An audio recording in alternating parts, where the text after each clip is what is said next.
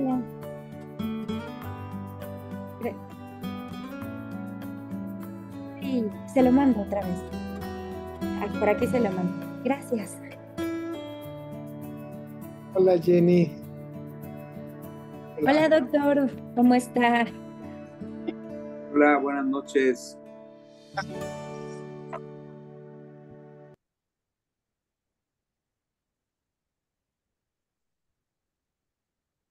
Hola, buenas noches.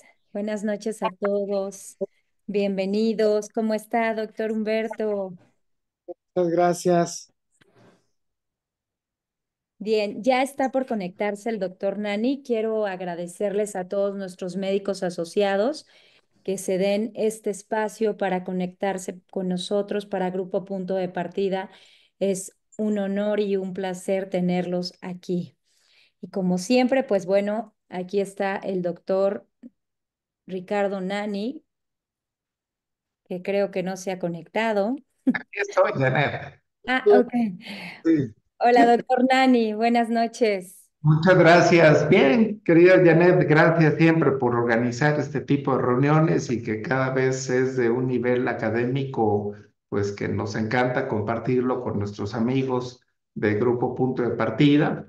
Está con nosotros, pues, distinguidos colegas que gentilmente se han dado, pues, a la tarea de reunirse y vaya con algo tan genial como es el conocimiento y más en nuestra área de las neurociencias, que siempre hay un aporte importantísimo en el día a día. Y bueno, para muestra un botón, un querido amigo, maestro y paisano, el gran doctor Humberto Nicolini, ma che cosa. Benvenuto.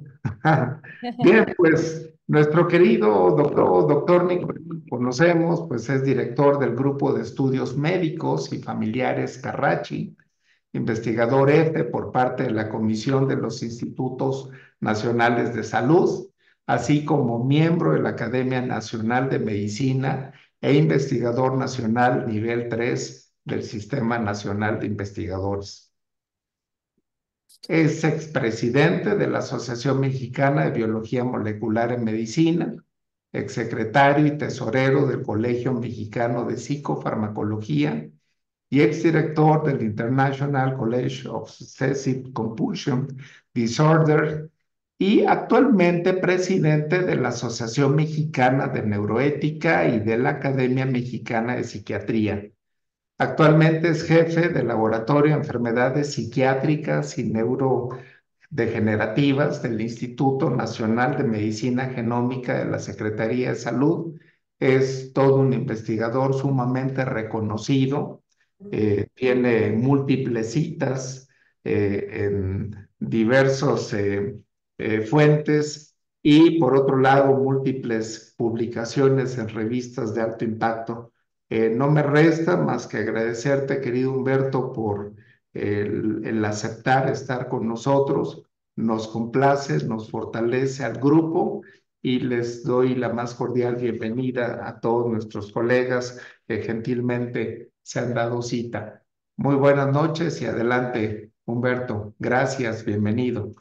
Ricardo, no, pues muchas gracias por la invitación y pues saludos a todos los colegas, gusto en verlos y bueno, pues entramos en materia. Déjenme compartirles aquí mi presentación, este, para pues irles platicando de este tema que me ha eh, eh, atrapado de tiempo atrás.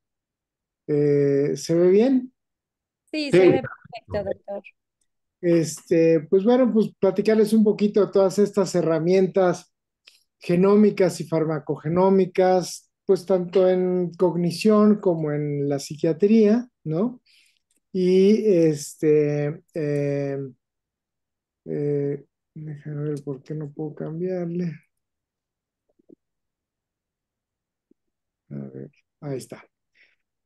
Bueno, aquí un poquito los temas que les voy a platicar, un concepto muy interesante, que es esto que le llamamos los endofenotipos, que bueno, sobre todo tienen relevancia eh, en, eh, en qué pensamos que es el efecto real de los genes, ¿no?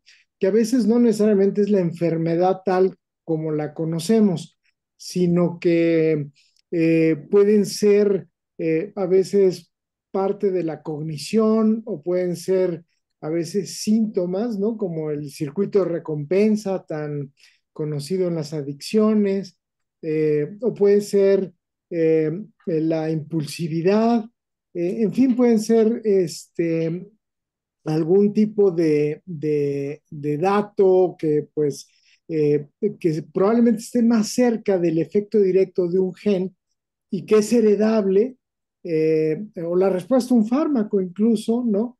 Y que a veces, pues también esto ha sido motivo de búsqueda, ¿no? En la parte genética. Y bueno, hablarles un poquito de la parte de deterioro cognitivo, porque ha habido un gran avance en ese tema, y luego, pues, aspectos ya de genómica, enfermedades mentales, y desde luego pues la herramienta que ya estamos muchos usando, que es la parte de la farmacogenómica. ¿Cómo entendemos un poquito el tema de los genes en la enfermedad mental? Pues hay como tres grandes componentes, digamos, ¿no? Uno es que, pues, hoy día pensamos que hay estas variantes comunes que, o sea, todo mundo tenemos un acomodo, digamos, de las diferentes formas de los genes, ¿no? O sea, cada gen puede tener diferentes formas que les llamamos alelos, y que estas variantes en la presentación de un gen, la típica es, por ejemplo, bueno, que hablamos de como el color de los ojos, ¿no? Que alguien puede tener los ojos azules, verdes, cafés, y que no necesariamente son mutaciones, porque pues, siguen funcionando normales, pero permiten, pues, sabes, tener una funcionalidad un tanto diferente. Y eso pues lo pueden extender a muchas enzimas, proteínas, y que pues de las 4 millones de genes, de variantes, digamos, que hay en el genoma, ¿no? De los 23,000 genes, pues ya empieza a ser algo complejo, y si se acomodan de cierta forma en una persona, pues a lo mejor eso da lugar a determinada circuito cerebral, ¿no? Pues que nos hace pensar de cierta manera o tener ciertas habilidades cognitivas que una persona posee y otra no, ¿no? Y luego hay mutaciones que afortunadamente no son tan frecuentes, que se les ha llamado las más comunes, digamos, tienen el acrónimo de CNVs, o número de copias variables, y que esas sí alteran la función de los genes. Les digo, no son tan comunes, pero cuando están presentes, pues ahora sí que le impiden el funcionamiento de la proteína y marcan definitivamente una alteración para darnos una patología. Y luego está el efecto del medio ambiente. O sea, antes pensamos que la genética era como un tanto estática y no se hablaba con el medio ambiente. Hoy sabemos de que el genoma interactúa activamente con el medio ambiente, y hay toda esta disciplina que le llamamos la epigenética, ¿no? En donde el efecto del medio ambiente puede hacer que los genes se prendan, se apaguen, se expresen, no se expresen, y por diferentes aspectos, ¿no? Como los medicamentos, como los contaminantes, como los metales pesados, como por los efectos traumáticos, las vivencias traumáticas, y pues eso modulan la manera en cómo el genoma está actuando. Entonces, como ven, pues ya empieza esto a darnos toda una serie de componentes interesantes, y luego estos efectos, ¿no? O sea, estos genes, pues lo que producen es un cambio en una proteína o un cambio en un circuito neuronal que a su vez va a impactar en un síntoma que a lo mejor no es particular de una patología, sino es transdiagnóstico, ¿no? O que afecta a muchos diagnósticos, como hablamos, el circuito de la recompensa, y que luego puede participar en varios diagnósticos, ¿no? Entonces, que esta es un poquito la idea de los RDocs, ¿no? De esta parte de investigación que informa la taxonomía y que se está tomando mucho en cuenta para la nueva edición del DSM y que pues nos ayudará a tener una mejor taxonomía de las patologías y justo la genética pues está informando mucho en ese sentido. Volviendo a este tema que les mencionaba de los endofenotipos, ¿no? Pues sabemos que hay varias de estas alteraciones, como por ejemplo la capacidad atencional, como esto que se ha llamado detectada por esto como la puerta sensorial, ¿no? O la memoria de trabajo, o la función oculomotora, o anormalidades de las células gliales, ¿no? Que conducen a inflamación. O sea, hay muchas de estas características que pues se sabe que están más cercanas a alteraciones de diferentes vías genéticas o agrupados de funciones de genes y y que no necesariamente se ligan a una enfermedad, o se pueden ligar a varias enfermedades o a espectros de patología, ¿no? Entonces, como al espectro bipolar o al espectro de la esquizofrenia o el del autismo, y se pueden ir presentando también a lo largo del neurodesarrollo en diferentes periodos críticos, ¿no? Entonces, la cognición, pues, ha tenido una presencia importantísima para el entendimiento de la neurobiología de la enfermedad mental. Y este es, por ejemplo, una de las baterías, ¿no? Que hoy día estamos usando mucho para investigación. Como ven, es eh, eh, pues una gran cantidad de pruebas, ¿no?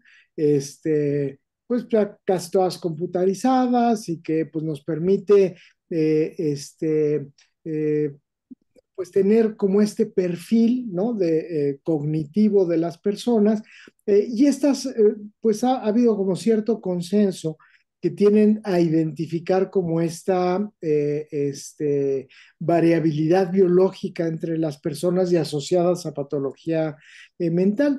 De hecho, uno de los estudios que tuvimos para ver qué tanto había estos endofenotipos cognitivos en el trastorno bipolar fue un estudio que hicimos en familias, en donde, por ejemplo, estudiamos a los pacientes con trastorno bipolar, a sus familiares de primer grado y a controles sanos. Entonces, estos endofenotipos cognitivos eran fallas en la cognición, que eran, por ejemplo, alteraciones en la codificación de dígitos, en el nombrar objetos, reconocimiento de caras, el test de California de verbal, ¿no? Y que los pacientes con trastorno bipolar fallaban, pero sus familiares de primer grado fallaban casi igual que los pacientes con trastorno bipolar, aún sin tener diagnóstico del espectro, ¿no? Y los distinguían estas fallas cognitivas de los controles no relacionados que no tenían patología, ¿no?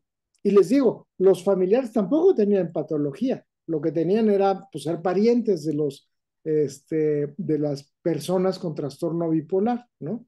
Entonces, de ahí fue que se publicó este trabajo, pues que bueno, estas fallas cognitivas identificaban a los pacientes, a los familiares con trastorno bipolar y seguramente estaban identificando el que eran portadores de genes de la bipolaridad, aun cuando no tenían las manifestaciones clínicas, ¿no? Pero tenían estos datos cognitivos, pues que necesitaban ser medidos, ¿no?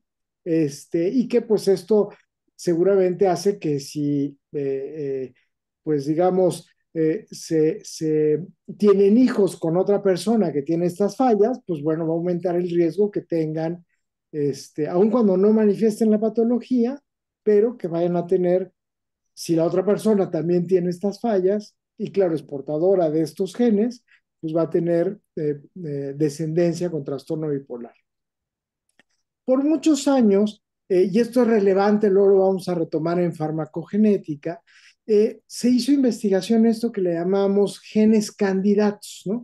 Los genes candidatos se les llamaba así porque hacían mucho sentido con las hipótesis bioquímicas que teníamos de la farmacología, ¿no?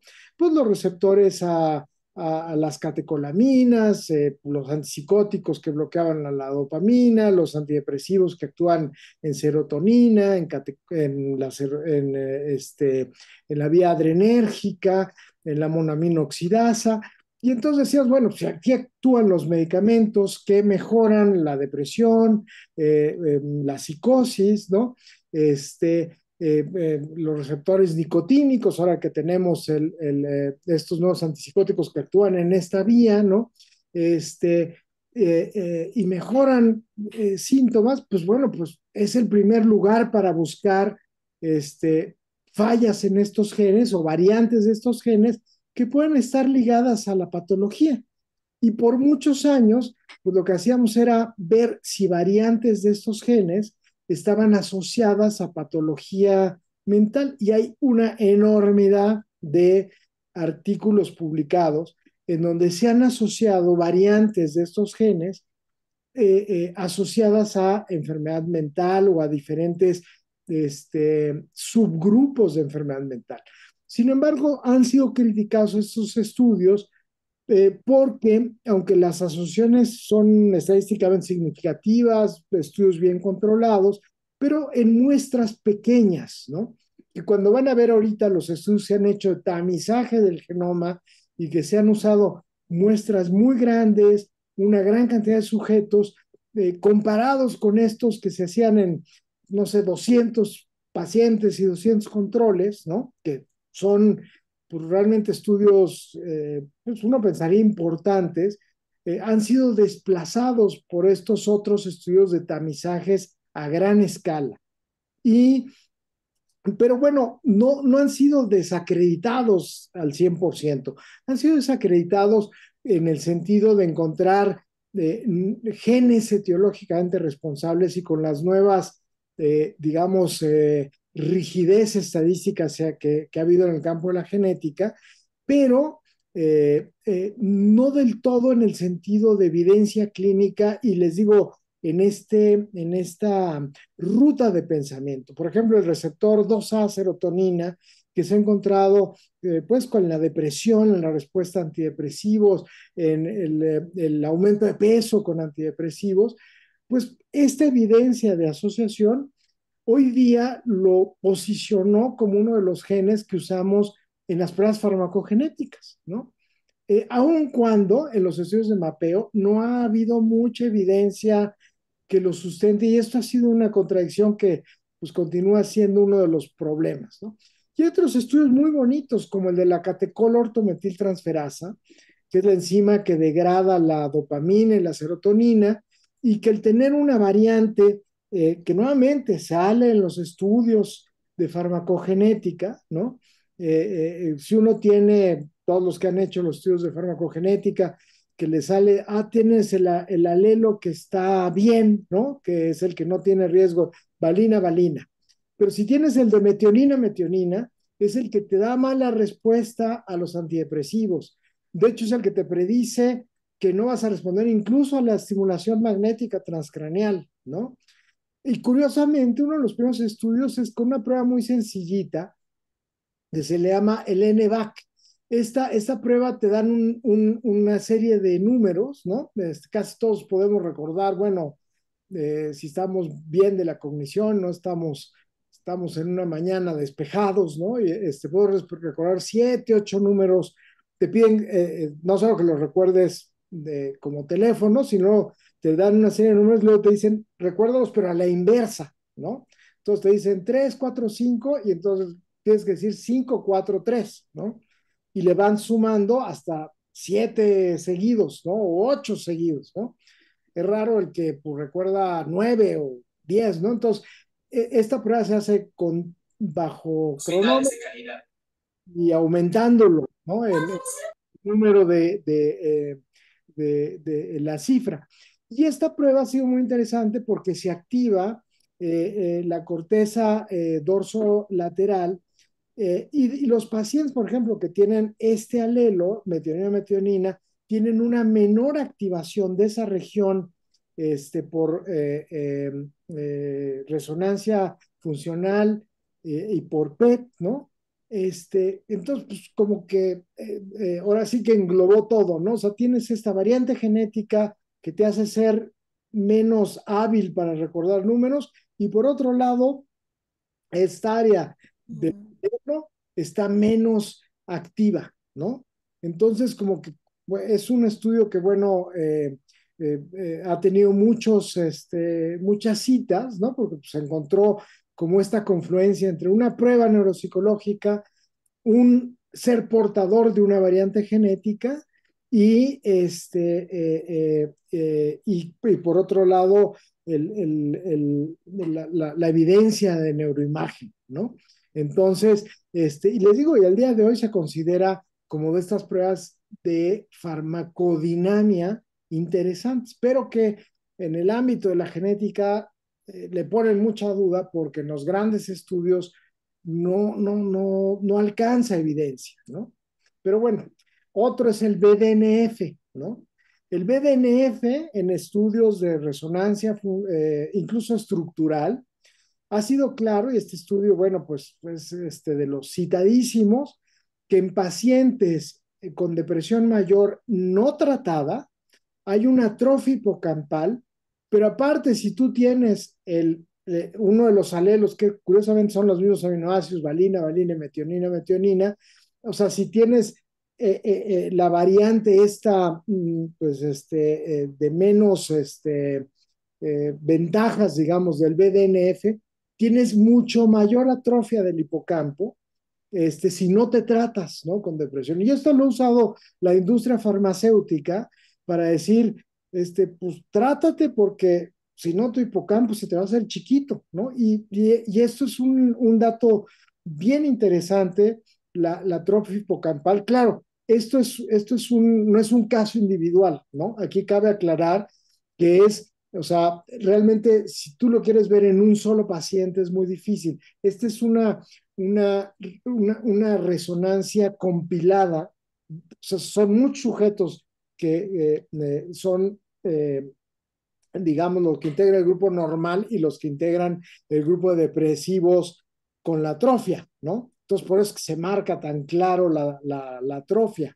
Pero si lo hacemos un solo paciente, cuesta mucho más ver esa atrofia, aunque ya hay muchos parámetros morfométricos y yo creo que es muy interesante empezarlo a practicar, ¿no? Así ya como a nivel clínico, como para empezar ahora con inteligencia artificial, empezar a generar y alimentar basecitas de datos, ¿no? De qué tanto realmente podemos tener ya nuestras propias bases de la atrofia y correlacionarla con el genotipo del BDNF, ¿no? Que les digo que se marca mucho más, ¿no?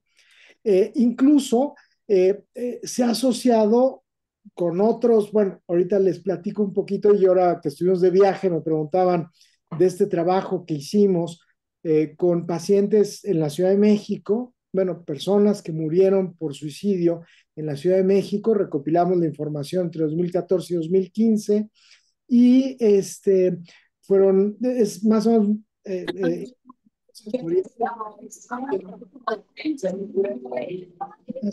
al año, ¿no? De 2 años fueron casi 1,000 personas, la gran mayoría hombres, 85% mediante autopsia psicológica tenían comorbilidad en trastorno psiquiátrico, claro, extraído gracias al forense, los participantes, los estudiantes que teníamos en ese momento que nos ayudaron en este trabajo, el arma mortal era o una mascada o una bufanda, o sea, realmente fue por ahorcamiento, y la mitad de los casos eran patología dual. O sea, la mitad de los casos tenían esto aparte medido en el forense. En el forense les hacen prueba toxicológica al momento de muerte y la mitad de los casos tenían datos de alcohol o alguna sustancia psicoactiva, de abuso, ¿no? Cannabis, opioides, cocaína, ¿no? Entonces, el suicidio en México, podemos decir, es una patología dual psiquiátrica de varones, ¿no? Eso es así un resumen, digamos, de lo que encontramos. Esto es muy interesante, bueno, estudiar desde el punto de vista académico, porque pues es de los pocos fenotipos que pues tenemos acceso al cerebro, ¿no? Y pues hemos hecho investigación en este sentido. Este es un estudio de una alumna que ahora afortunadamente está ya trabajando en la Universidad de Yale, pero que ella hizo mediante un banco de expresión de los genes expresados en la corteza prefrontal y buscó de los genes que se expresaban cuáles eran las rutas y si de expresión, digamos, bioquímica y a qué fármacos correspondían. A ver si nos podía dar información de nuevos tratamientos para el tratamiento de la conducta suicida, ¿no? Y bueno, una cosa, bueno, que fue interesante, pues que nos dio muchos de los fármacos que hoy día usamos para el tratamiento de la conducta suicida, como la ketamina, muchos antidepresivos, la motrigina, topiramato, la olanzapina, pero luego salieron otros muchos fármacos, bueno, la loxapina, ahora los fármacos, como les decía, estos nuevos antipsicóticos que son sobre la vía colinérgica, en ese entonces no sabíamos, no había salido el Cobenfy, ¿no? Pero ahí salió que esa es una ruta muy interesante. Fármacos adrenérgicos, receptores el modafinilo, ¿no? Que hay mucha evidencia como fármaco o sea, para la conducta suicida, ¿no? Desde luego el litio, ¿no? En fin, hay mucho por estudiar en la conducta suicida, ¿no? Y les digo, este estudio, pues así lo encuentra.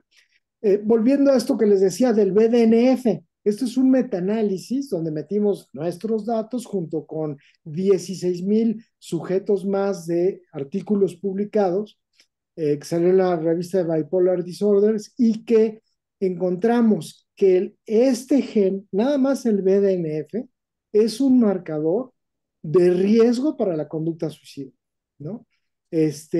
Y sale, les digo, en este metaanálisis de 16,000 personas, incluido la muestra mexicana, ¿no? Entonces, me voy aquí a las demencias y a los trastornos neurocognitivos, les digo porque son evidencias sí que yo siento pues ya muy aterrizables y muy interesantes, ¿no? Hay muchos tipos de deterioro cognitivo, el traumatismo craneoencefálico, ¿no? Es un antecedente muy interesante, muy importante y causa deterioro cognitivo, ¿no? Es una causa de demencia, pero bueno, tenemos las infecciosas, las vasculares, las súper, digamos, dominantes como la enfermedad de Huntington, ¿no? Que es autosómico dominante y hay un diagnóstico incluso prenatal para Huntington, ¿no? La demencia por cuerpos de Lewy, de Parkinson, la frontotemporal, la de Alzheimer que al día de hoy conocemos eh, 4 mutaciones, presenilina 1, 2, la proteína básica del amiloide, tau, ¿no? Que esas las podemos secuenciar. Al día de hoy no tenemos buena información de la frecuencia de estas mutaciones, pero si uno la trae, desafortunadamente, le va a dar uno demencia, ¿no? Es rara estas mutaciones, ¿no? O sea, de los casos incluso de demencia, García Márquez era portador, digo, se los doy de ejemplo porque pues tuvo una de esas, una variante de estas demencias de la presbicia que le llaman la demencia del Opera, que es muy común en Colombia, en Medellín, como hay más agregación allá, ¿no? Es de las pocas que se han encontrado en América Latina, este, pero que aparecen antes de los 60 años, mientras más reserva cognitiva, si es premio Nobel, pues aguantas más con la demencia, pero te va a dar, o sea, no es escapatoria, ¿no? Pero hay un gen interesantísimo, que aparte es de bajo costo, que es la apolipoproteína 4. Si uno es portador de este gen, te da 16% de riesgo de que te dé demencia. Incluso se ha visto que te aumenta el riesgo de mortalidad. O sea, te mueres más pronto si tienes esta variante del alelo 4. Vean las cestas verdes, la gente se muere antes si tienes esta variante, ¿no? Y si tienes la variante contraria, digamos que hace el efecto contrario, que es la 2, este gen lo que hace es como un acarreador de amiloide, ayuda a sacar el amiloide del cerebro, es su función. Si eres portador del alelo 2, se ha visto que hay mayor cantidad de gente que llega a los 100 años si tienes dos, paterno y materno, del alelo 2, ¿no? Y si tienes dos del E4, pues es mala noticia, ¿no? O sea, tienes muchísimo más riesgo de esto, ¿no? Aquí una anécdota, y no me dejará mentir la doctora Jiménez Genchi, cuando hicimos este estudio ahí en el FRAI, ¿no? Que al principio nos costó trabajo ahí meter en el comité de ética, y luego bueno, yo les platico del estudio, algunos médicos incluso de ahí de psicogeriatría nos decían, oigan, pues yo quiero hacerme la prueba, ¿no? Este, porque pues la verdad no es difícil de hacer, el APO y BDNF, lo hacemos en el laboratorio, y vean, por ejemplo, gente aquí genotipada con las variantes de APO y BDNF hace 5 años, ¿no? Y los que tenían, claro, las variantes de riesgo de APO y o sea, el alelo 4. Esta era gente que simplemente le encontraron esto y lo siguieron 5 años. Y por los que salen aquí con la línea hacia abajo, pues es que tenían la variante 4, ¿no? Dos copias del... Y estas son pruebas neuropsicológicas. O sea, iban para abajo, para abajo, para abajo, ¿no? Es el programa que hicimos con la doctora Jiménez Genchi, bueno, muchas gentes que ustedes conocerán, ¿no? Que lo hicimos ahí en el Fray Bernardino, con una muestra importante. Ahí se ven pacientes. Un signo de deterioro cognitivo que los hace más severos, la psicosis, ¿no? Y sí, pues, claro, el Fray es una institución donde se acumulan casos graves, y por supuesto se ven casos muy graves, ¿no? Entonces llegamos a tener varios casos homocigotos, dos copias del alelo 4, que en 6 meses que llegaban, psicóticos gravísimos, y desafortunadamente fallecían, ¿no? Entonces llegamos a tener casuística de estos sujetos, y a documentar muy bien, pues que esto también en México es un gen de riesgo, ¿no? Y le hemos querido sacar. Hay pruebas incluso directas al consumidor. Hay una empresa muy famosa en Estados Unidos, se llama 23andMe, que tuvo toda una polémica por esta prueba. O sea, te hace una gran cantidad de genes, no me acuerdo cuántos, pero muchísimos de todos, ¿no? Que si tienes el cabello rizado, si puedes hacer rollito la lengua, de cáncer de mama, de ferrocromatosis, de cantidad de enfermedades. Pero la que causó polémica fue la de Alzheimer, ¿no? Esta es la mía, ¿no? Que afortunadamente no tengo el 4, ¿no? Pero te da cosa, ¿no? Incluso cuando sepas mucho de esto, pero a la hora que te da el resultado. ¿Y por qué causó polémica? Porque le hicieron directo al consumidor. O sea, se saltaron en la comunidad médica. Tú esta la haces en una farmacia, en un CVS, te haces la prueba, la mandas por correo y te regresan el resultado. Y dijeron, no, no se pueden saltar a la comunidad médica. Los expulsaron de Estados Unidos, estuvieron en Canadá, luego regresaron, y y al día de hoy hay 20 millones de personas y es un banco de datos enorme que se ha usado en muchísimos estudios académicos, ¿no? Pero esta pues ha sido una de las grandes pruebas, ¿no? Y hoy día estamos pugnando pues para tenerla en el sector público en el IMEGEN y ya estamos haciendo pininos a ver si la tenemos en punto de partida pronto, ¿no? Hemos hecho ahí un kit, ¿no? Bueno, una sofisticación que lo echamos a andar, les digo, inicio en el Fry, y lo hemos complementado con un algoritmo de inteligencia artificial que te hace una serie de preguntas, te genera un riesgo preliminar que si le aumentas el genotipo, ¿no? Pues te acaba dando un riesgo mucho más completo de cuál es el riesgo de deterioro clínico, ¿no? Entonces, eh, eh, esto es lo que, pues digamos, queremos sacar en el sector público. Ha sido muy lento, es muy difícil, pero bueno, ahorita lo estamos platicando ahí con una empresa para generarlo ya también de forma privada, ¿no? Y que pues pueda estar pronto ya al alcance de la gente. Ahora, ya entrando a la parte de farmacogenética, ¿no?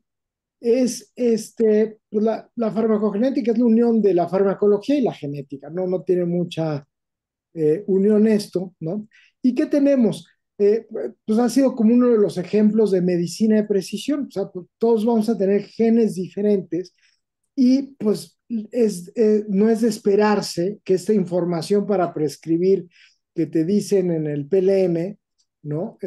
Pues que todos vamos a responder igual, más como se hacen los estudios clínicos, ¿no? Que son pacientes sin uso de sustancias, la gran mayoría de los estudios son en caucásicos, que si responden a placebo lo sacan. Entonces, no es el mundo real, ¿no? A la hora de que tú das un medicamento, los pacientes son complicados, meten sustancias, tienen diferentes ancestrías, ¿no? Que también aquí hay todo un concepto de no hablar de razas, sino de ancestrías desde el punto de vista genético. Y pues, ¿cómo sabemos quién te va a responder y quién no te va a responder? Y es una pregunta muy complicada. Bueno, hay varias empresas, o han empezado varias empresas. Una muy famosa en Estados Unidos se llama Genomind, porque se especializó en psiquiatría, y es la que tenía más, sobre todo, genes. Se dividen en dos, lo que se llama farmacocinética y farmacodinámica. Farmacocinética son los genes del metabolismo, o sea, de absorción hepática, intestinal de los medicamentos, y farmacodinamia pues son a nivel, en nuestro caso, cerebral, donde actúan los genes, digamos, ¿no? Y pues la comió el mercado, la más económica es Novagenic, pero hay otras, varias empresas. Ustedes en punto de partida han usado otra empresa, hay dos o tres más, ¿no? Y cada quien tiene sus presentaciones, etcétera, ¿no? Y es un poquito, casi todas te avientan los datos, ¿no? Y al día de hoy lo ideal, que se los he dicho a todas las empresas, es que te dieran o te juntaran, ¿no? Un algoritmo que te permitiera hacer, por un lado, que eso lo hacen, les digo porque ya hay, por ejemplo, en la clínica Mayo, ¿no? Te hacen un algoritmo que cuando tú estás haciendo la prescripción, ¿no? Y dices, le voy a dar a este paciente olanzapina y le voy a dar carbamazepina. Entonces, primero, al momento que le estás haciendo como su plan terapéutico, el programa ya te dice, oye, estos fármacos tienen estos problemas y los juntas, ¿no? Porque es imposible. O sea, aquí eh, todos somos muy inteligentes y todos, pero no puedes retener tal cantidad de información, ¿no? Y luego, por otro lado, hay los efectos de medicamento a medicamento, pero luego aparte, el tener el genotipo de cómo afecta cada uno de esos medicamentos. Hay interacciones entre medicamentos y luego estas interacciones están mediadas por el tipo de genotipo que tengan a nivel de absorción y a nivel de sitio de acción. O sea, es como si en el NBAC apenas podemos recordar 8 cifras a la inversa. Imagínense acordarse de todas las variantes de los genotipos, más las interacciones de todos los medicamentos, imposible. Y más en una respuesta que le tenemos que dar una solución al paciente en segundos de pues, cuál es la mejor alternativa de tratamiento que le tenemos que proporcionar. Si tenemos todos estos genes, ¿no? Son los citocromos, los transportadores de membrana intestinal, acarradores, etcétera. Y luego, por otro lado, todos los que regulan los receptores, que a su vez tienen variantes, receptor opioides a la vitamina K, interferón, glutamato, dopamina, serotonina. ¿No te vas a acordar de toda esa información? Imposible, ¿no? Pero hoy día las pruebas te dicen, pues ahí están, tú eres médico, tú te das bolas, y yo te digo con un semaforito, hasta ahí es como te la sueltan, ¿no? Pero realmente todavía estamos en la época un poco, pues yo les diría, como temprana de esto, ¿no? O sea, nos están echando mucho la bolita de esto y creo que todavía podemos progresar mucho más en cómo interpretar esos estudios. Pues dentro de la parte de la fármaco cinética, ¿no? Que te dicen de acuerdo a su absorción del medicamento es metabolizador pobre o ultra rápido, que se correlaciona con los niveles plasmáticos del medicamento, es una parte de la respuesta, ¿no? Y si alguien es metabolizador pobre o metabolizador ultra rápido, por supuesto que influye en la respuesta al medicamento, ¿no? Por ahí había un estudio muy interesante con un grupo francés en donde dijeron, oigan, ¿qué pasa si eres un metabolizador pobre para los citocromos que procesan los antidepresivos, ¿no? Y agarraron a todas las gentes que tenían la mala fortuna de ser pues así como les presentaba de la apolipoproteína, tener 2 variantes del que te va a dar Alzheimer, pues te vas a deteriorar más, ¿no? Pues aquí no procesas ningún antidepresivo, ¿no? Hay más riesgo de suicidio y pues efectivamente, pues nada te hace, ¿no? Entonces hay más conducta suicida si te toca la mala fortuna de esto, ¿no? Entonces,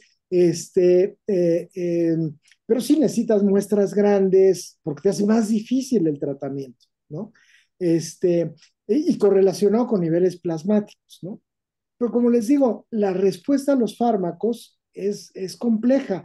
De hecho, hay varios organismos que se han encargado de catalogar esta evidencia, que es el CEPIC, ¿no? Que sabes que es el Consorcio de Farmacogenética Clínica, el PharmGKB, y hay otros europeos, hay el canadiense, e incluso en México deberíamos hacer el nuestro, ¿no?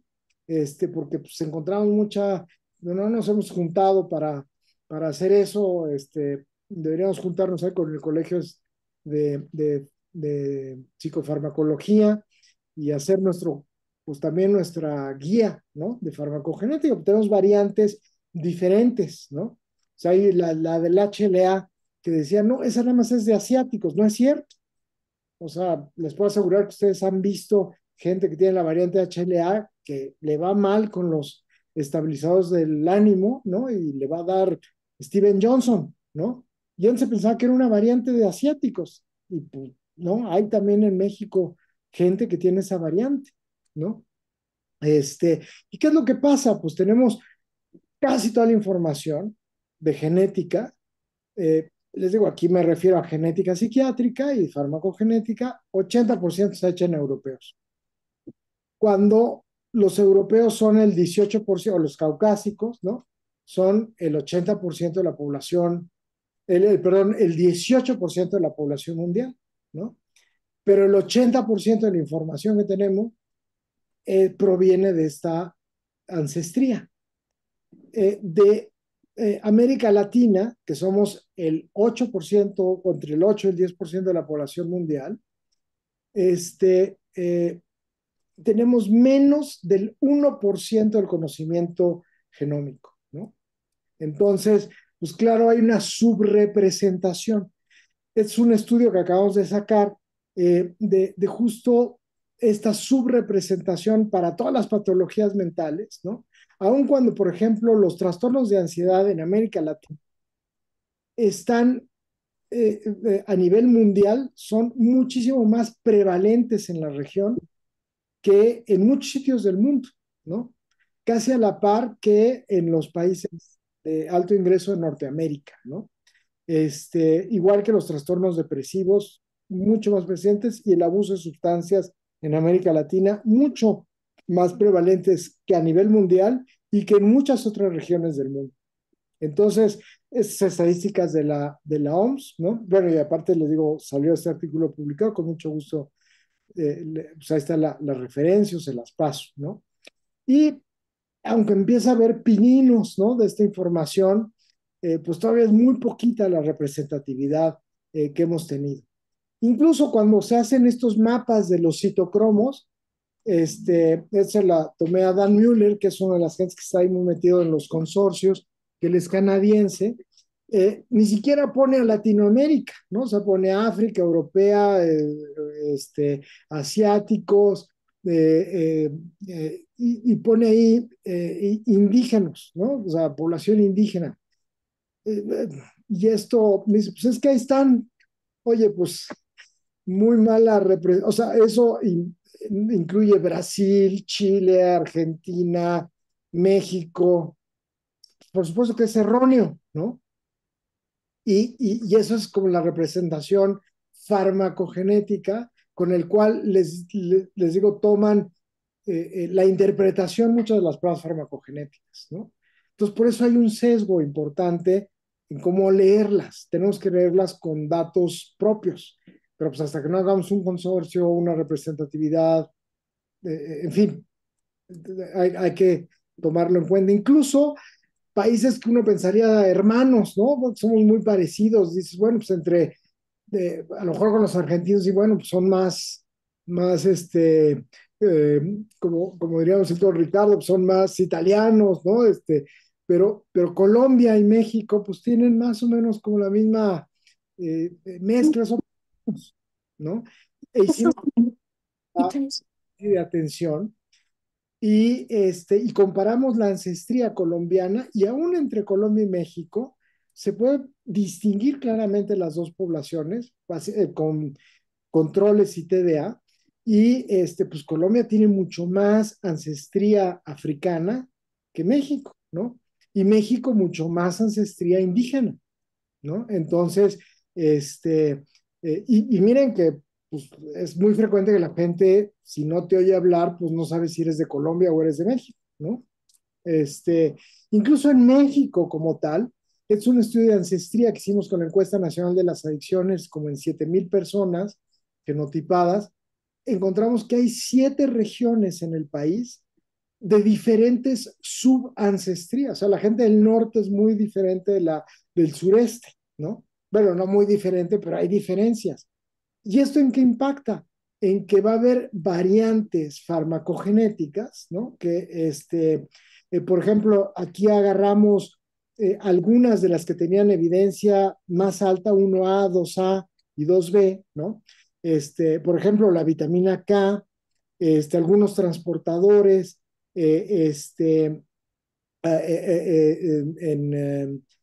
sobre todo que impactan en estabilizadores del afecto, en que las distribuciones de los alelos son muy diferentes a los planteados en caucásicos, ¿no? Y que otro, que seguramente todos han oído un poquito el rollo del metilfolato, metilfolato hidroxirreductasa, ¿no? Pues si tienes esa hay que darle metilfolato complementario, porque mucha gente sale con esta deficiencia, ¿no? Y si le das metilfolato puede mejorar, ¿no? Pero cuando hicimos el estudio caso controles, ¿no? Que lo hicimos, bueno, en este caso fue para la población de autismo, pero ya le hemos hecho para todas las patologías. Resulta que todo México es deficiente para la metilfolato, es casi endémico la deficiencia a nivel nacional, ¿no? Entonces, pues o le damos metilfolato a toda la población, ¿no? Digo, ha sido un éxito mercadológico esto, ¿no? pero no necesariamente asociado a depresión, ¿no? O sea, no sé si realmente vaya a ayudar o no, o a lo mejor pues esto está afectando nuestro rendimiento, por eso no tenemos premios Nobel, no sé, ¿no? Pero definitivamente la deficiencia de folatos en nuestro país es igual de común, por eso no encontramos diferencias entre caso y control, o sea, es muy, muy común, ¿no? Y les digo, eso pues ayudó a decir, pues hay que darle a todos. La respuesta al tratamiento desde el punto de vista genético es complicado. No quiere decir que no sea útil, al revés, yo creo que es muy interesante tenerlo, pero acuérdense que hay aspectos de ancestría, el género, otros medicamentos, la interacción entre medicamentos, el microbioma, la dieta, la adherencia del paciente, el estilo de vida, ¿no? ¿Qué toma en la dieta? El jugo de toronja y la inhibición del citocromo 3 a 4, el café y la inhibición del 1 a 2, el tabaco que te inhibe muchísimas de estas enzimas, ¿no? Y que te hace que la absorción, el cannabis, ¿no? Que te inhibes, el agua de San Juan, que mucha gente, no, no pasa nada si te la tomas. No, sí pasa, sí te inhibe estas, o sea, genera inhibiciones importantes, ¿no? Muchos de los, frutos rojos, en Chile, la capsaicina, ¿no? Inhibe varias de las enzimas del citocromo P450. Entonces, o sea, hay muchas cosas que sí tenemos que profundizar más en la respuesta a los fármacos. Eh, ¿Qué se ha visto de la utilidad clínica de esto? ¿No? Este estudio es probablemente el más importante, uno se llama, el estudio le llamaron Guided, ¿no? Porque que lo hizo Michael Tace, uno de los, pues así, las más notables aquí, y que le hicieron un ensayo clínico donde en 1.500 pacientes, un grupo de psiquiatras sabía los datos farmacogenéticos y el otro lo trataba el treatment as usual, ¿no? O sea, lo trataban intuitivamente sin tener resultados farmacogenéticos, ¿no? ¿Qué se vio? Que la gente que conocía el resultado farmacogenético tenían mejores respuestas en mejoría de síntomas, las tasas de respuesta en depresión, ¿no? Eran mayores, o sea, mayor número de personas alcanzaban un 50% de reducción de síntomas y hubo mayor número de personas que alcanzaron remisión que el tratamiento usual, que es del 10%, aquí fue el 15%, ¿no? El tamaño del efecto no fue wow, gigantesco, pero el saber esta información de alguna manera beneficia al paciente y al clínico, ¿no? Hubo una reproducción de este estudio que lo hizo Jim Kennedy, que les digo, uno de los grupos con los que hemos colaborado mucho. Dan Mueller es el de quien me robé la diapositiva que les decía hace rato, ¿no? Jim fue mi compañero ahí en genética y que ha venido mucho a México. Y ellos hicieron el mismo estudio en Canadá. Ellos desarrollaron, de hecho, una prueba ahí en el Instituto el Clark, allá en Toronto, que la usan ya en prácticamente todas las clínicas, su propia prueba farmacogenética, en todo el sistema de salud de Ontario, ¿no? Y encontramos esencialmente lo mismo, que la gente, los psiquiatras que tenían el conocimiento farmacogenético igual tenían mayor mejoría una mejoría de síntomas mayor, mejor respuesta y mayor tasa de remisión, ¿no? Aquí también les pongo un ejemplo si tienes, yo creo que más información, paciente resistente, de TOC, bueno, que yo veo mucho paciente con TOC, 20 años de evolución. Claro, a este paciente le metimos toda la caballería. Yo trabajo un día en el Hospital Ángeles. Ahí tenemos un nuevo juguete que es el PET con resonancia magnética nuclear. Entonces, pues te da parte de la definición morfométrica de la resonancia, tienes la parte dinámica del PET y entonces, pues tienes toda esta definición pues la sobreactivación a nivel ganglios basales de la cápsula anterior del cíngulo, que es lo que describió Lou Baxter desde los 80s, ¿no? Y que bueno, hasta para el mismo paciente el tener estos datos y decir, pues mi TOC sí tengo algo, ¿no? O sea, sí, no es nada más mis mañas y cosas. Entonces el estudiarlo desde este punto de vista creo que es muy interesante. Le hicimos su prueba farmacogenómica, pues, por supuesto el MTHFR que le sale a todo el mundo, pues salió también, ¿no? La metilfolato hidroxirreductasa. Esto de la COMT, ¿no? Para colmo de males, o sea, si le dices números, pues no los va a poder recordar, pero también tiene otra serie de alteraciones de mala predicción, les digo, a estimulación magnética, a muchos antidepresivos, ¿no? Sin embargo, a toda la parte en glutamato, ¿no? Que pues hoy día el sistema de neurotransmisión en TOC, bueno, glutamato, serotonina y dopamina, pues son de los importantes, ¿no? La libertad de poder usar estabilizadores del afecto, pues te ayuda muchísimo a plantear el cómo puedes hacer el tratamiento y desde luego, pues eso ayuda a que el desenlace de este paciente se sienta bien estudiado, se sienta pues que vas con buenas bases y puedes ayudarlo a mejorar, ¿no? El toque es muy difícil y pues bueno, pero yo creo que aún así le fue un poquito mejor. ¿Qué sabemos ahora de diagnóstico? Esta técnica que es del GWAS, ya me falta muy poquito para terminar, es esto que les decía. Hoy día conocemos, ya se han hecho mapeos de casi todas las enfermedades psiquiátricas, que si tú los comparas, casos controles se pueden distinguir. O sea, hoy sabemos la diferencia entre casos y controles desde el punto de vista genético. Lo que pasa es que el valor predictivo de esta distinción casos y controles es bajo, está sobre el 15-20%, no suficiente para llevarlo a la clínica como para una prueba te voy a hacer tu tamizaje y te voy a decir, tienes tantos genes de TOC, tantos genes, o sea, sí lo puedes decir, pero no con ese valor predictivo que te piden para una prueba diagnóstica.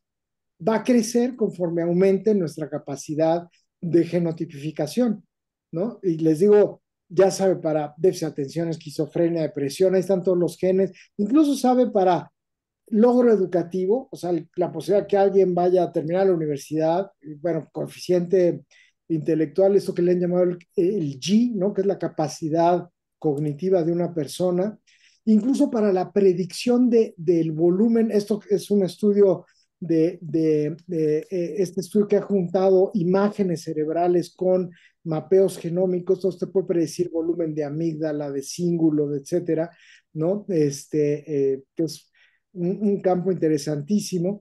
Sin embargo, incluso con ese bajo valor predictivo, hay empresas que están haciendo selección de embriones en función del índice de riesgo poligénico. Es decir, y la segunda causa, ¿no? de selección de embriones es si tienen un alto índice de riesgo poligénico para enfermedades mentales. Es decir, si el embrión te da alto para enfermedades psiquiátricas, lo desechan y no lo implantan, ¿no? Entonces, eso ha sido impactante y hubo todo un debate que salió en el New England Journal of Medicine. Uno de los autores fue un exdirector de Steve Hyman, ¿no? Que fue exdirector del Instituto de Salud Mental de los Estados Unidos, pues de decir, bueno, cómo pues, todavía el estigma ante la enfermedad mental, con lo poquito que no está autorizado, o sea, no es una prueba, pero la gente ya lo empieza a usar para seleccionar si voy a implantar este embrión o no, para tener un hijo, ¿no? Y luego que les digo, aparte hay un sesgo en la población, porque hay muy poquitos datos, y les aseguro que más de un mexicano con poder adquisitivo ya lo hizo, ¿no? Este, eh, y pues todavía hay muy poquitos datos para la población nacional. La epigenética, ¿no? Es con lo que cierro, que es, además de todo esto, tenemos estos datos de epigenética. O sea, puedes tener un gen, que parece que está bien, ¿no? O sea, el transportador de serotonina dice, no, pues son los dos alelos buenos, el long me procesan perfecto la serotonina. Bueno, ¿y qué tal si tuviste estos efectos medioambientales, que sabemos pueden ser drogas, comida, alimentos o trauma, ¿no? Con trauma hay muchos datos que te pueden silenciar genes como el transportador a serotonina.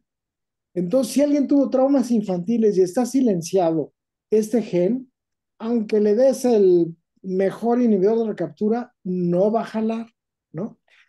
Estos genes, estas variaciones epigenéticas, te hacen que alguien de 60 años pueda estar postrado y envejecido, su envejecimiento biológico sea mucho mayor, o alguien al revés, verse de una edad biológica, aunque tenga una edad cronológica mucho mayor, ¿no? Hicimos un estudio de esto que le llamamos el reloj epigenético en gemelos idénticos, pero que uno tenía enfermedad psiquiátrica y el otro no. Y el que tenía la enfermedad psiquiátrica, biológicamente estaba más envejecido que el que no tenía la... Y eran gemelos idénticos, el mismo genoma, la misma edad, pero medido con el reloj epigenético, el que tenía el trastorno epigenético tenía en promedio 7 años más desde el punto de vista biológico, ¿no? Hoy día también están muy de moda estos paneles. Hay varias empresas, se llama Invitae, que te hacen secuencia para autismo, por ejemplo, ¿no? Y te cobran o sea, te hacen toda la secuencia del genoma y te cobran por la lectura, el tiempo de lectura de estos genes para ver si hay estas mutaciones raras, que les digo que están presentes. Por ejemplo, en el caso del autismo, el 15% de los casos de autismo tienen estas mutaciones raras, ¿no? Entonces, 85% no las van a tener. Vale cerca de 80,000 pesos la lectura de este panel, ¿no? Por la probabilidad que encuentres de que el 15% va a tener una de estas mutaciones raras, ¿no? Eh, no sé, o sea, digo, los papás están desesperados, quieren saber eso, se lo mandas, no se lo mandas. Estas empresas viven de esta esperanza de encontrar una causa, ¿no? Pero es algo que se está haciendo a 10 siniestro. Y finalmente, esta otra. Clarísimo que hay diferencias en el microbioma entre pacientes psiquiátricos y controles. Clarísimo. Es un estudio que hicimos en la microbiota, y es en México, ¿no? En la microbiota de pacientes con psicosis, adultos, pacientes con psicosis de inicio temprano y controles. Y hay diferencias incluso entre los pacientes con psicosis adulta y psicosis de inicio temprana. Sus microbiotas son diferentes y se distinguen de los tempranos. Y estos patrones que te dan la microbiota son todas las bacterias, levaduras que están diferentes. Y se puede ampliar a virus y se puede ampliar a muchas cosas. Esta es, como digamos, una versión rápida y no tan cara de microbiota, ¿no? Pero esta es la lectura que tendrías, que es como si hicieras un parasitoscópico caro, digamos, ¿no? De secuencia de todas las bichos que hay. Y, pues, ¿qué está haciendo? Pues, como suplemento, pues te venden estos probióticos, que generalmente toman de la literatura, nuevamente en base a lo que come una población caucásica, ¿no?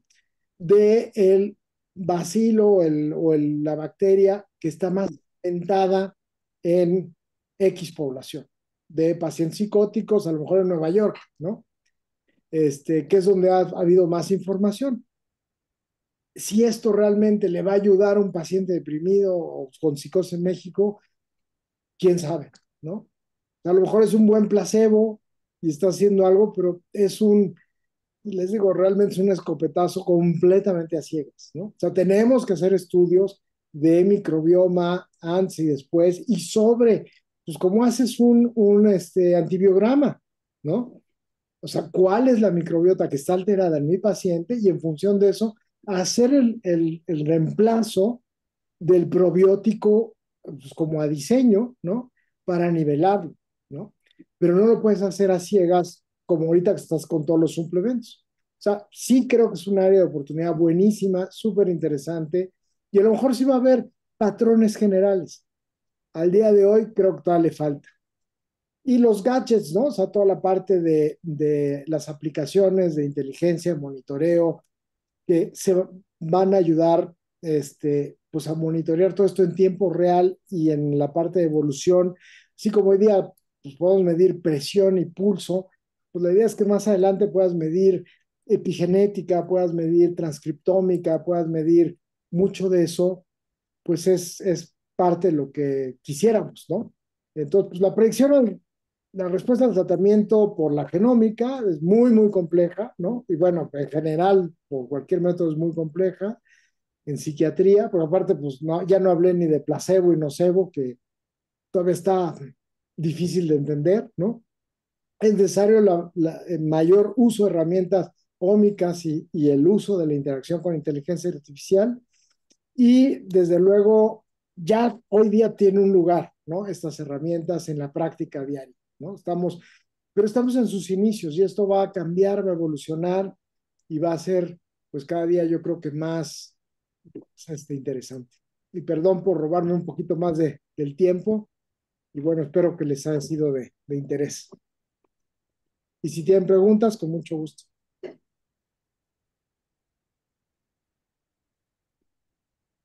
Pues más bien estamos agradecidos por la bonomía de los conocimientos que nos has transmitido, Humberto.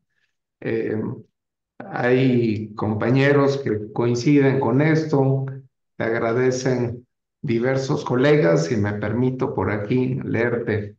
Mario Estrada agradece, al igual que Yadira Peña. Eh, Roberto, te mando un abrazo. Cecilia Lara también. Y el gran doctor Mauri, por aquí está. Bien, nos pone la psicoterapia basada en evidencia es un tratamiento con claras repercusiones en la neurobiología y se asume que, por lo tanto, un buen resultado debe partir de buenas bases biológicas, sin descartar los importantísimos elementos psicosociales que moldean la psicopatología y su respuesta a cualquier tratamiento. Se antojaría relevante conocer qué arquitectura génica podría predecir una buena o mala respuesta a la psicoterapia. ¿Hay algún trabajo que aborde esta cuestión? Algo interesantísimo. Mira, así como hablé de estimulación magnética, ¿no? Hay bueno, está habiendo o están haciendo muchos protocolos de respuesta, de mediciones epigenéticas, de microbioma, de genes predictores de respuesta a psicoterapia, ¿no? O sea, el mismo trabajo se está haciendo en el campo de la psicoterapia. O sea, pues, porque ahora sí que son los mismos factores, la misma estructura, es el mismo órgano blanco, aplica exactamente igual. Muchas gracias, Doc. Qué amable. Espléndido. Bien, pues también felicitan Jessica Alvarado, Janet Jiménez Genchi. Gracias, doctora, por conectarse. La doctora Areli Reinaga, la doctora Istar y Agustín del FBI. Bueno, está muy bien. Pues si alguien tiene alguna pregunta o comentario, la abrimos. Hay por ahí una. Sí, adelante. Eh, Hola, ¿qué tal? Soy Daniela. Hola. ¿Cómo están? Estoy de noche, entonces casi no me veo. ¿Qué tal, doctor Nicolini? Hola, Nani. Hola, Janet. Hola, No, hola, doctora. Muchas gracias por su charla, doctor. La verdad es que siento que después de una plática de farmacogenética y de genética, a veces nos vamos con más dudas, ¿no? Este, yo quisiera preguntarle así como directamente, este, ¿qué tanto sí es válido solicitar las pruebas de farmacogenética y hacerles caso así como que al pie de la letra? Pues mira, yo creo que desde el punto de vista, o sea, válido en el sentido de que te va a dar más información para el manejo de tu paciente, yo creo que es completamente sensato hacerlo, ¿no? Este, es un poquito como la neuroimagen, ¿no? ¿Qué tanto debes de tener neuroimagen o electrofisiología? Pues yo creo que es lo ideal, ¿no? Este, porque mucha gente, si no tiene eh, signos de epilepsia, no le pido. Pues no, hoy en día yo creo que es más la regla, ¿no? Que se lo debes de pedir, porque te va a ayudar a tener un mucho mejor manejo hasta, o sea, tanto en el aspecto farmacológico como de neuromodulación o de psicoterapia, ¿no?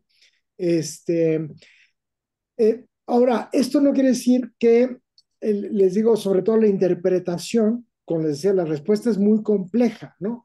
Hay veces que te sale este fármaco, te sale en rojo, ¿no? Hay que entender de qué se trata. O sea, hay algunas interacciones que sí hay que tener mucho más cuidado, ¿no?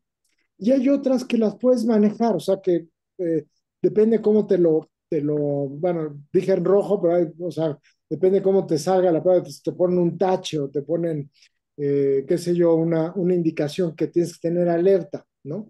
Este, o sea, sí hay que hacerles caso, ¿no? Hay que hacerles caso y hay que, si sobre todo puedes irte a otras alternativas, entonces desde luego hay que hacerla. Pasa mucho el efecto este que les decía, el placebo y el nocebo, ¿no? O sea, hay pacientes que les das pues todo lo que salió aparentemente bien y te dicen, me cayó malísimo, ¿no? Y pues no apuntaría que sería así, pero justo tenemos esa parte y hay gente que está en esto, que está todo como en la zona de que a lo mejor no metabolizan tan bien y resulta que han tenido buena respuesta con esos medicamentos, porque les digo, la respuesta es compleja, ¿no? Pero cuando los tomamos como grupo, ¿no? La verdad es que en general estar informado de esta parte farmacogenética, el resultado va a tender a ser mejor.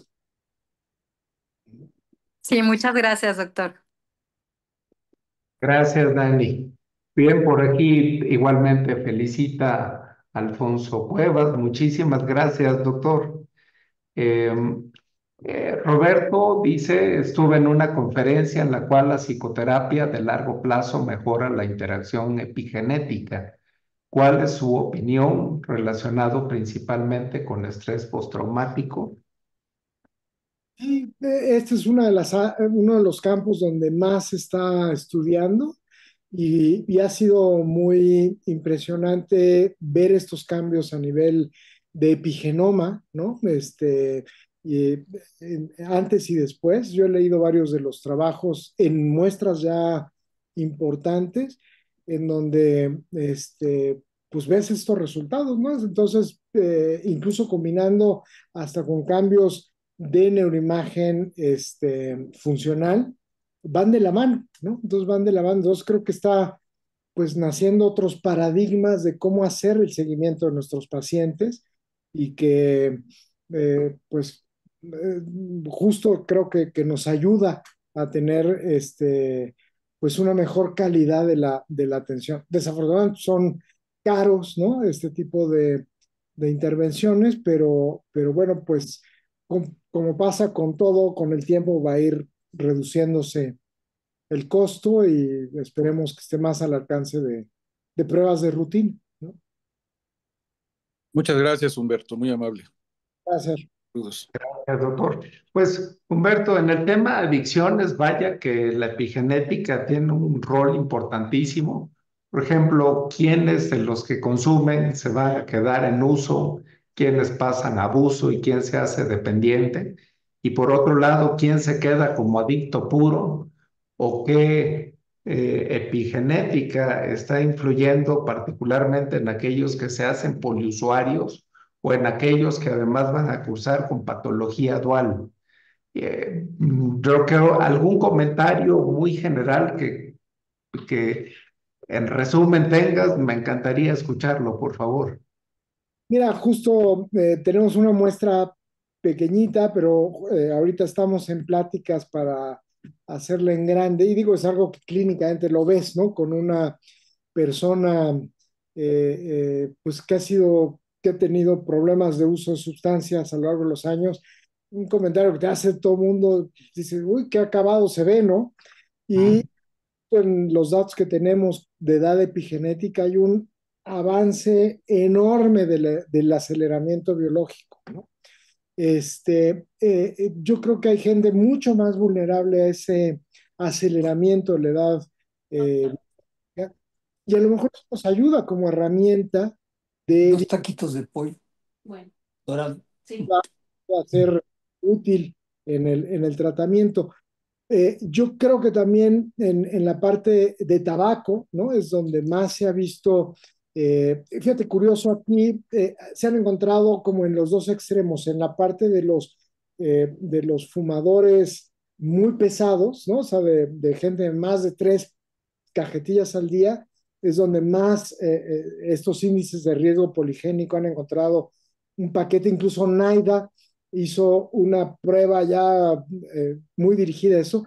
Y en el otro grupo, en el grupo de los nunca fumadores, ¿no? O sea, gente que te dice, no, no, no, o sea, como gente muy de evitación al daño, ¿no? Que nunca ha probado nada. Hay variantes muy particulares, ¿no? Entonces, yo creo que sí va a haber esta estratificación que nos va a permitir conocer más y mejor estos riesgos de antemano para identificar los pacientes de riesgo, ¿no? Más allá de esta intuición clínica que hoy en día tenemos, ¿no? Totalmente. Bien, pues nos encantaría continuar. Creo que ya no hay más preguntas. Un saludo también a Nuria. Gracias por acompañarnos. Querido Humberto, no me resta más que a nombre de todos los que conformamos Grupo Punto de Partida, agradecerte y a nombre de todos los colegas que están aquí. Ha sido una velada espléndida en conocimiento. Muchísimas gracias por la sencillez con que nos transmites conocimientos tan complejos y que bueno, yo creo que nadie se quiere ir, pero ya oí que hay unos tacos de pollo por ahí de alguien y que bueno, ya nos abrió el apetito. Les mandamos un abrazo con mucho cariño y caro paisano, molti grazie. Buenas noches. Chao. Buenas noches a todos. Gracias. Buenas noches. Bye. Gracias. Chao. Bye.